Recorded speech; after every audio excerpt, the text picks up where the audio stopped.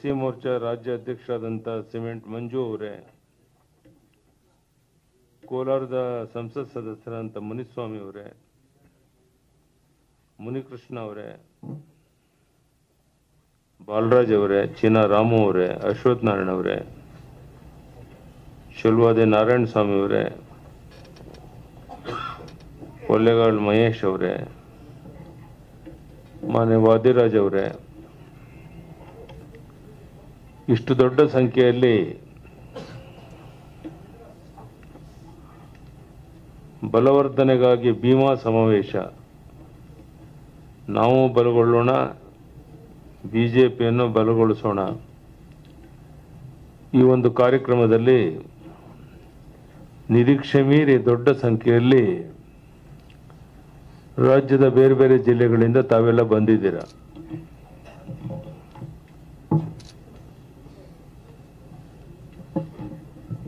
ಪ್ರಧಾನಿ ನರೇಂದ್ರ ಮೋದಿಜಿಯವರ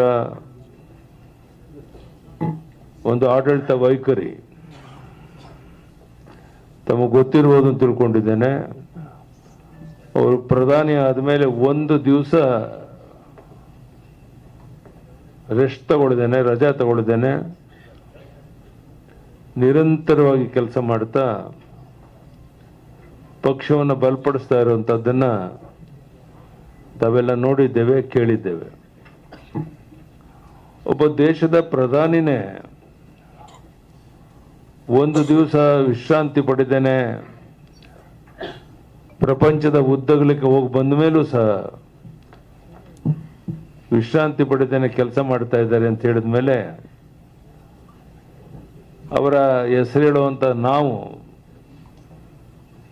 ಬಿಜೆಪಿಯ ಮುಖಂಡರು ಹೇಗೆ ನಡ್ಕೊಳ್ಬೇಕು ಅನ್ನೋದನ್ನ ತಾವೇ ತೀರ್ಮಾನ ಮಾಡಬೇಕಾಗಿದೆ. ಇನ್ನು ಕೆಲವೇ ತಿಂಗಳಲ್ಲಿ ಲೋಕಸಭಾ ಚುನಾವಣೆ ನಡೀತಾ ಇದೆ.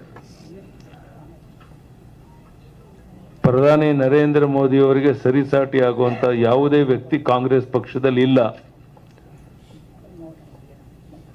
ಇದನ್ನ ಸದುಪಯೋಗ ಮಾಡಿಕೊಂಡು 28ಕ್ಕೆ 28 ಲೋಕಸಭಾ ಕ್ಷೇತ್ರ ಗೆಲ್ಲಬೇಕು ಅಂತೇನು ಸಂಕಲ್ಪ ಮಾಡಿದ್ದೇವೆ, ಅದನ್ನ ಕಾರ್ಯರೂಪಕ್ಕೆ ತರಬೇಕಾಗಿರುವಂತವ್ರು ನೀವೇನೆ. ಆ ದಿಕ್ಕಿನಲ್ಲಿ ನೀವೆಲ್ಲ ಪ್ರಾಮಾಣಿಕ ಪ್ರಯತ್ನ ಮಾಡಬೇಕು ಅಂತ ಈ ಸಂದರ್ಭದಲ್ಲಿ ನಾನು ತಮ್ಮಲ್ಲಿ ವಿನಂತಿಯನ್ನು ಮಾಡ್ತೇನೆ. ಇನ್ನು 3-4 ದಿವಸ ಆದ್ಮೇಲೆ ರಾಜ್ಯದ ಅಧ್ಯಕ್ಷರನ್ನು ಕೇಳಿ ನಾನು ಸಹ ಒಂದು ದಿವಸಕ್ಕೆ 2 ಜಿಲ್ಲೆ ಪ್ರವಾಸ ಮಾಡೋನಿದ್ದೇನೆ.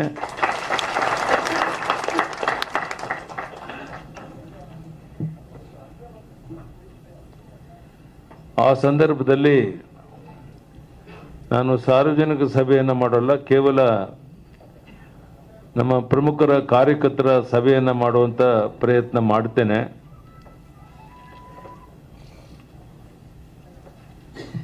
ದಲಿತ ಸಮುದಾಯವನ್ನ ಕಾಂಗ್ರೆಸ್ ವೋಟ್ ಬ್ಯಾಂಕ್ ಆಗಿ ದುರುಪಯೋಗ ಮಾಡಿಕೊಳ್ಳುವಂತ ಕೆಲಸ ಆಯ್ತೇ ಹೊರತು ಈ ಸಮುದಾಯಗಳಿಗೆ ನ್ಯಾಯ ಒದಗಿಸಿಕೊಡುವಂತ ಪ್ರಾಮಾಣಿಕ ಪ್ರಯತ್ನ ಹಿಂದಾಗಲಿಲ್ಲ. ಈಗ ಪ್ರಧಾನಿ ನರೇಂದ್ರ ಮೋದಿಜಿಯವರು ಎಲ್ಲ ವರ್ಗದ ಜನರಿಗೆ ಜಾತಿ, ಕುಲ, ಗೋತ್ರ ಯಾವುದನ್ನು ನೋಡದೇನೆ ಎಲ್ಲರ ಅಭಿವೃದ್ಧಿಗಾಗಿ ಕೆಲಸ ಮಾಡ್ತಿರೋ ಈ ಸಂದರ್ಭದಲ್ಲಿ ನಮಗೆ ಒಂದು ಒಳ್ಳೆಯ ಅವಕಾಶ ಸಿಕ್ಕಿದೆ. ನರೇಂದ್ರ ಮೋದಿಯವರ ನೇತೃತ್ವದಲ್ಲಿ ಕೆಲಸ ಮಾಡೋದೇನೆ ಒಂದು ಸೌಭಾಗ್ಯ ನಮ್ಮದು ಅಂತ ನಾನು ಭಾವಿಸಿದ್ದೇನೆ. ಇದನ್ನ ಅರ್ಥ ಮಾಡಿಕೊಂಡು ನಮ್ಮೆಲ್ಲ ಕಾರ್ಯಕರ್ತರು ಕೆಲಸ ಮಾಡಿ ಪಕ್ಷವನ್ನು ಬಲಪಡಿಸುವಂತ ಕೆಲಸ ಮಾಡ್ತೀರಾ. ಬಹುಶಃ ರಾಜ್ಯದ ಮೂಲೆ ಮೂಲೆಯಿಂದ ಬಿಡುವು ಮಾಡಿಕೊಂಡು ತಾವು ಬಂದಿದ್ದೀರಾ. ವಿಜಯೇಂದ್ರ ಅವರು ರಾಜ್ಯದ ಅಧ್ಯಕ್ಷರಾದ್ಮೇಲೆ ಇಡೀ ರಾಜ್ಯದಲ್ಲಿ ಒಂದು ರೀತಿಯ ಸಂಚಲನ ಪ್ರಾರಂಭ ಆಗಿದೆ.